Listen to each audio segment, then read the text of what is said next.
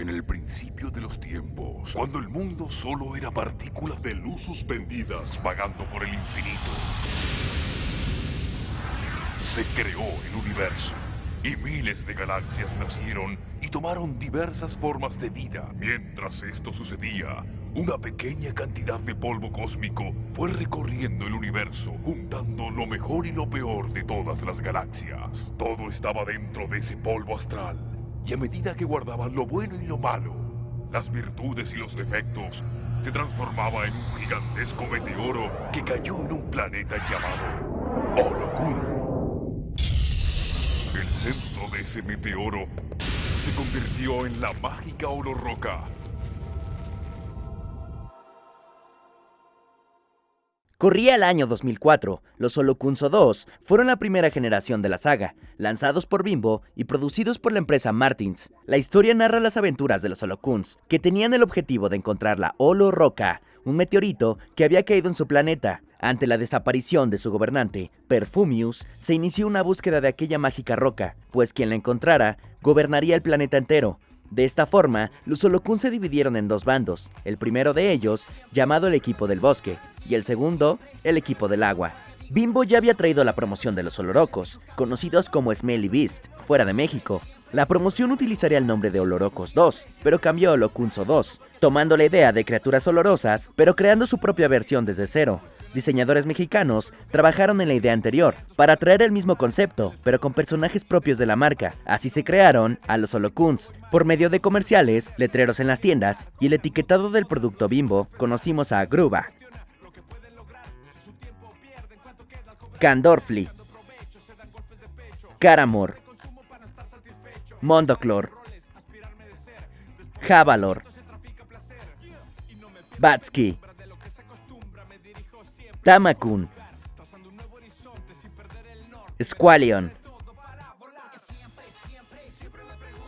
Langaloo, Vegitelia, Manguiblur, Pifiux, Nulbi, Lagetar, Siley, Migo, Voltalo, Torgasu, Bashau, Mirkyux.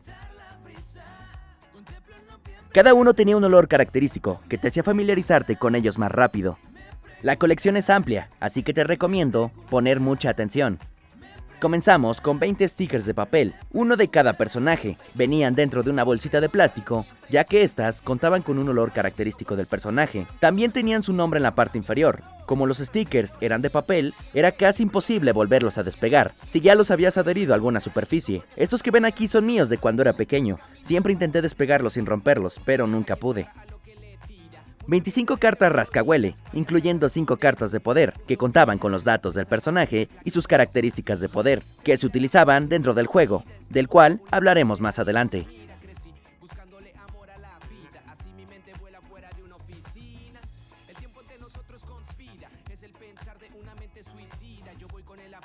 Cinco cómics basados en los episodios.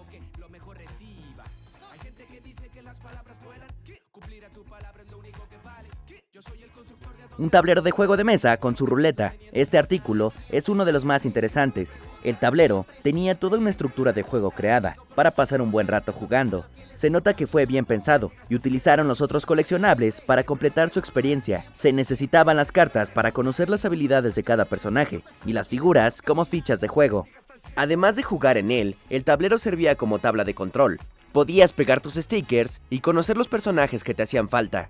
Si quieres conocer cómo se juega con el tablero, te dejo este video en la descripción, donde te dice paso a paso cómo jugar. Está muy bien explicado.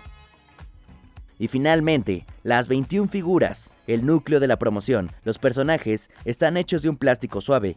Cada uno cuenta con una calidad increíble. Hasta el último detalle se encuentra en el molde, y la pintura es increíble. Este fue el éxito de las figuras, aparte de que cada una tenía su olor, y esto las hacía muy llamativas, su calidad ayudó mucho a que se quedaran en la memoria de muchos y siguieran sacando nuevas generaciones. Sinceramente, estas figuras son las de mejor calidad de la saga. Son 20 en total, cada personaje tiene la suya, y la figura número 21 es la mítica Olorroca, la cual brilla en la oscuridad. Las figuras las podías conseguir solo en los camiones repartidores y en las tiendas. Esto hacía que fuera más emocionante conseguirlas, ya que muchas tiendas no tenían a los Holocuns y los camiones repartidores no pasaban siempre.